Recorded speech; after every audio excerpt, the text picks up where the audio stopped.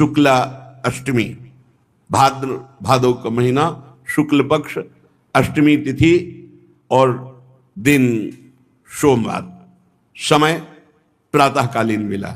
शास्त्रों में जब मध्याह्न वेला का आता है तो हमारे रसिक जन इससे स्वीकार नहीं करते, क्योंकि ऐसा सुकुमार तत्व मध्याह्न में तपती हुई धूप में नहीं, प्रातःकालीन वेला पे वो प्रसंग भी है।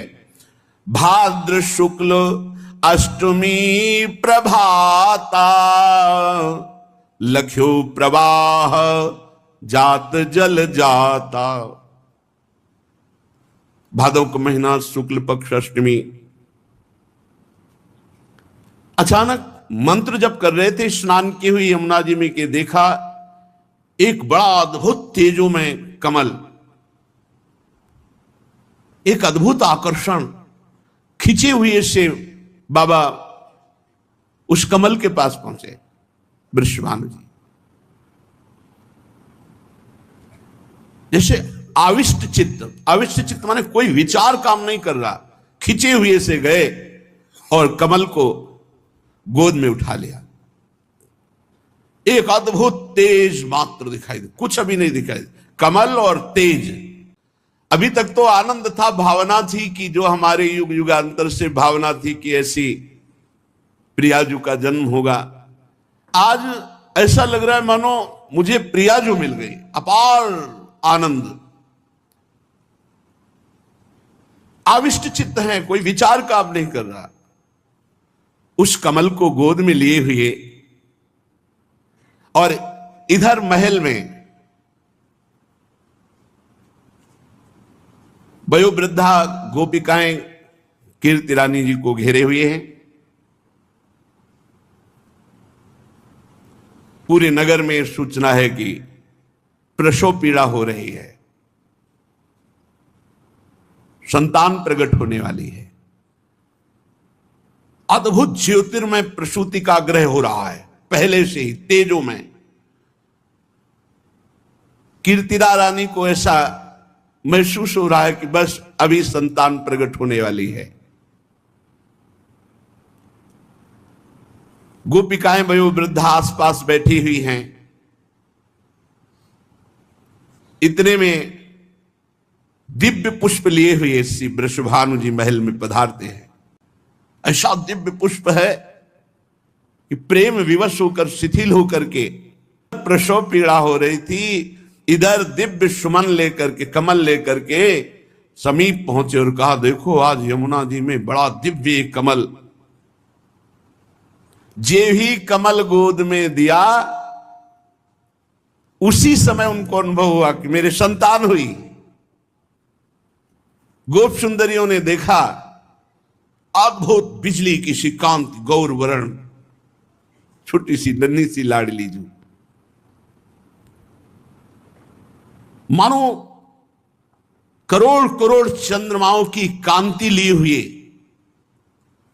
सामने देखा, जो गोद में पुष्प दिया उनको अनुभव हुआ संतान हुई। देखा तो श्री लाडली जू, लाडली हमारी जगू जियारी, जनु बिकसी मृदु कंज कली। श्री लाडली जू प्रकट हुई। कीर्तिदा रानी को सुंदर कन्या हुई है। पूरे महल में, बरसाने में एक क्षण में सूचना पहुंच गई।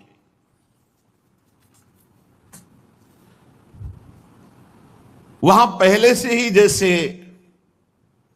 भ्रमर गंध पाकर के पुष्पों के समीप आ जाते हैं, ऐसे ही करभाजन श्रृंगी जु गर्ग मुनि, ये बड़े बड़े महात्मा, करभाजन जी, श्रृंगी जी, गर्ग जी, दुर्वासा जी, बड़े बड़े विश्व के जितने ईश्वर कोटि के महात्मा हैं, ये पहले ही बरसाने आ गए थे। जे भी सूचना मिली, लाडली जू प्रकट भई, वृषभानु को आनंद में निमग्न देख करके सब महल में अपने आप आए, बुलाने की जरूरत नहीं पड़ी। आकर में अपने आप आए, बुलाने की जरूरत नहीं पड़ी। आकर के भय अचरज ग्रह देखि परस्पर कहत सबन प्रतिबोधरी। कर भाजन श्रृंगी जु गर्ग मुनि लगन नछत बल शोधरी। बहुत आनंद में आनंद, सब ऋषि पधारे, लगन विचार है, कह रहे हैं बड़ा आश्चर्य है इसके ग्रह नक्षत्र देखकर। बालिका का नाम होगा राधा। विद्युत लहरी सी अंग आभा होने के कारण ये गौरांगी राधा नाम से जगत में विख्यात होगी।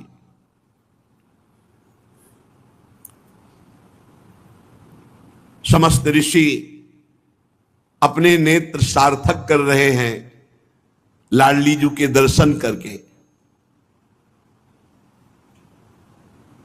वृषभानु जी से कह रहे हैं कि कुछ समय पहले जो नंद भवन में आनंद उमका था उसका दुगुना आनंद तुम्हारे भवन में उमग रहा है। समस्त ऋषि सम्मान प्राप्त करते हैं वृषभानु जी से। वो यत्किंचित वर्णन करके प्रियाजू का महामहिम स्वरूप और दर्शन करते हैं। फिर चरणों की वंदना करके वृषभानुपुर बरसाने में ही अलग अलग लताओं के नीचे बैठकर प्यारी जू की महिमा का चिंतन करते हैं। इधर वीणा की झनकार पर हरि गुणगान करते हुए देवर्षि नारद जी जब से ब्रजेश्वर नंद के यहां नंदनंदन श्री कृष्ण का प्रादुर्भाव देखा, तब से वो खोज रहे थे पूरे ब्रज में कि इनकी प्रियाजू का कहां अवतार हुआ। कहीं न कहीं अचिंत गति देवर्षि नारद जी को खींच रही थी। प्रत्येक ब्रजवासियों के दरवाजे पर जाते, कुछ देर खड़े होते, ध्यानस्थ होते, वहां की रज लगाते, फिर दूसरे घर में, ऐसे पूरे ब्रज 84 कोष में देवर्षि नारद खोज रहे थे प्रियाजू का कहां प्रादुर्भाव हुआ। श्री किशोरी जी को ढूंढते हुए देवर्षि ब्रज के प्रत्येक ग्रह के सामने ठहर ठहर करके ध्यानस्थ होते, रज लगाते माथे पे ब्रजवासियों की चरण धूली। देवर्षि का सर्वज्ञ ज्ञान इस समय काम नहीं कर रहा था, प्रेम विकल थे। देवर्षि श्री किशोरी जी का अनुसंधान कर रहे थे पर पता नहीं पा रहे थे। राधा किशोरी के दर्शन की प्रबल इच्छा, मानो देवर्षि नारद ये साधन बता रहे हैं कि ब्रज की वीथियों में भ्रमण करना, ब्रजवासियों की चरण धूलि माथे पे लगाना, तभी इस ब्रज धाम की महारज रानी की कृपा से महारानी जी का परिचय मिल सकता है, नहीं अन्यथा नहीं, बिना वृंदावन ब्रजरज का सेवन किए नहीं। व्याकुल होकर ब्रज की गलियों में लौटते देवर्षि नारद, अचानक सूचना मिली वृषभानु जी के यहां कन्या प्रकट हुई है। वृषभानु भवन के सामने खड़े हुए देवर्षि नारद के हृदय में एकदम आकर्षण हुआ और हृदय में हुआ प्रवेश करो। देवर्षि नारद जी वृषभानु भवन के दरवाजे पर जाकर खड़े हुए। उनके एक अद्भुत दशा हो गई। एक दासी सखी जाती है और वृषभानु जी से कहती है, दशा उज्ज्वल अनुरागी बीना कांधे धरे,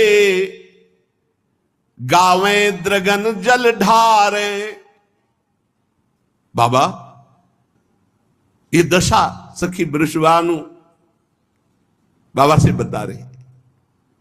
माला कंठी तिलक तन छापे मेरे अजिर आयो, नाचत अंग होत रोमांचित मगन भयो अप बपु जो भुलायो।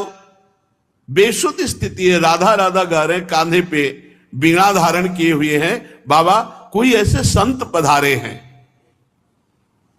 वृषभानु जी समझ गए देवर्षि नारद जी है।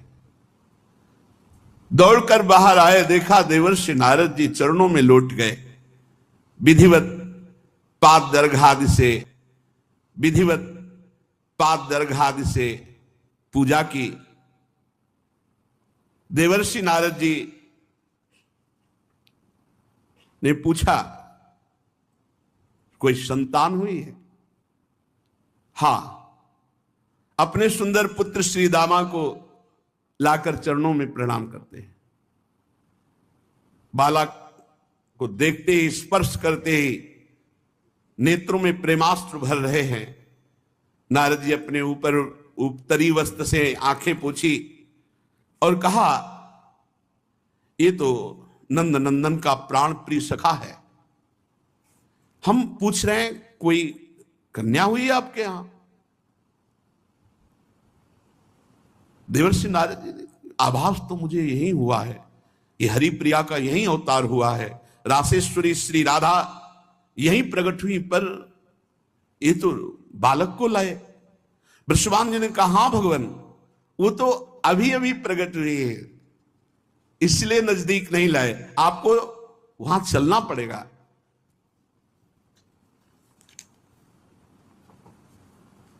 आश्चर्य की बात, देवर्षि नारद जी को एक अद्भुत आकर्षण हृदय में हो रहा है।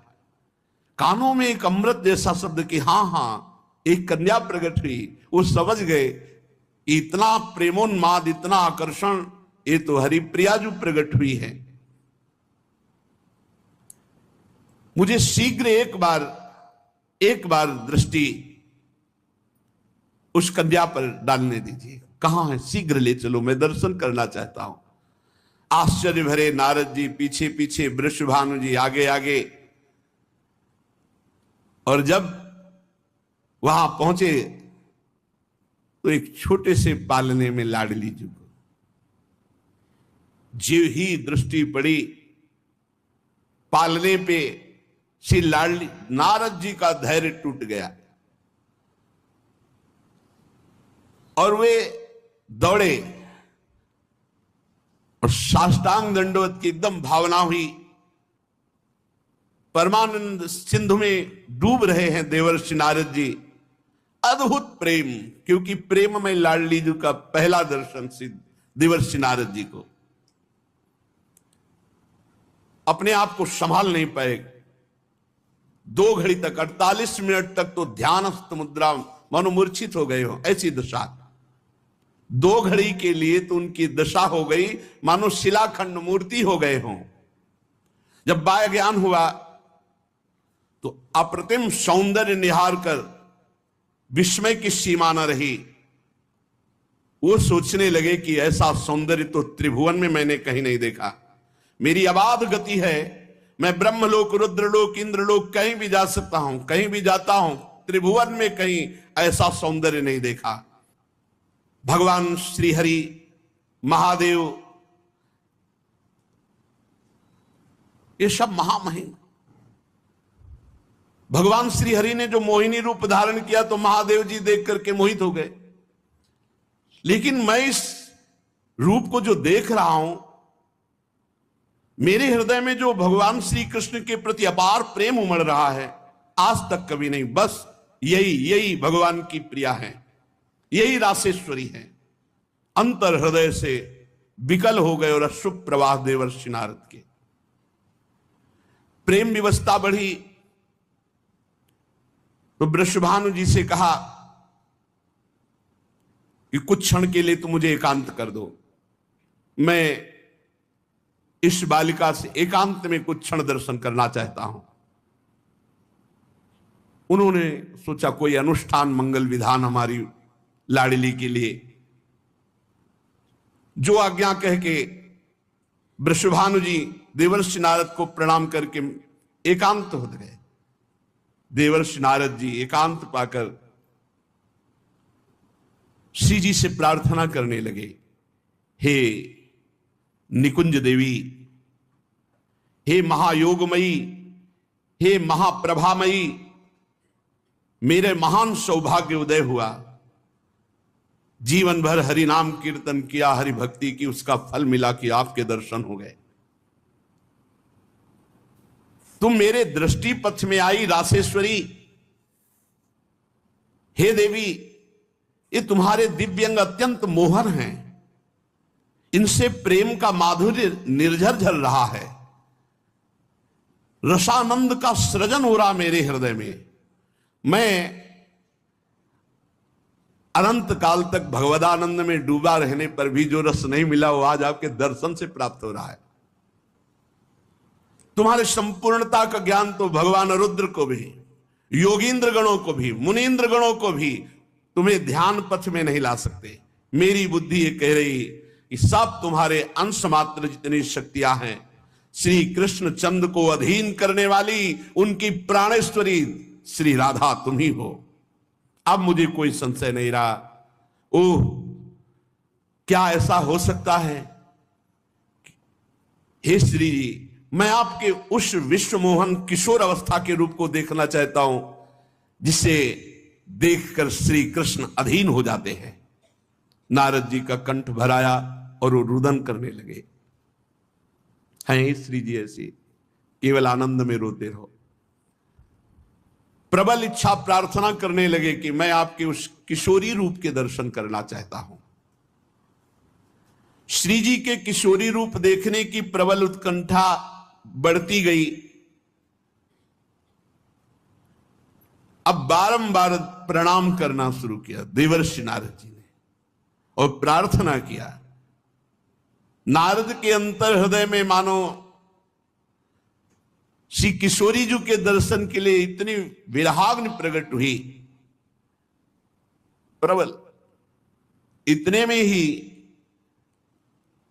दृष्टि पड़ी तो देखा श्री ललिता जू, विशाखा जू, चंपक लता जू, चित्रा जू, तुंग विद्या जू, इंद्रलेखा जू, रंग देवी जू, सुदेवी जू, अष्ट सहचरियां प्रकट हो गई। और वो नौ किशोरी रूप सहचरियां, जे ही सखियों को देखा देवर्षि नारद जी ने एक दिव्य ज्योति मध्य में, देवर्षि नारद अभी देख भी नहीं पाए कि मूर्छित हो गए।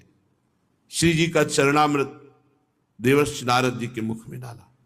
जानते हो नौ किशोरी के दर्शन का अधिकार कैसे प्राप्त हुआ? ब्रजरज का सेवन, लालजू के उत्सव में सम्मिलित होना, ब्रजवासियों के दरवाजे पर जाना, लौटना, रज लगाना, उससे वृषभानु भवन का दर्शन और वहां अष्ट सहचरियों के दर्शन और श्री जी के चरणामृत से श्री जी के देखने की सामर्थ्य नारद जी को आई। सखियों ने कहा शीघ्र ही उठो देवर्षि नारद और अपने नेत्रों का परम लाभ लो, जो तुम किशोरी जी के इस तरुण अवस्था की प्रथम झांकी का दर्शन करना चाहते। तारुण्य प्रथम प्रवेश समय यस्या महामाधुरी, आप दर्शन करो, नहीं एक क्षण में अंतर्ध्यान हो जाएंगे, फिर बाल रूप हो जाएंगे। नारद जी ने जो श्री जी का वो रूप देखा, बार बार चरणों में लौट रहे हैं। जय कृष्ण मनोहारिणी, जय वृंदावन प्रिय, जय भ्रूभंग ललित, जय वेणुरवाकुल, जय वरह कृतोत्तंश, जय गोपी विमोहन, जय कुमकुम लिप्तांग, जय रत्न विभूषण। इसी समय दृश्य बदला और नारद जी ने फिर देखा कि पालने पे लाडली जो कुछ क्षण के लिए, जो कुछ क्षण के लिए देवर्षि नारद जी के सामने प्रकट हुई लाडली, उनकी आठों पैर सेवा का सौभाग्य।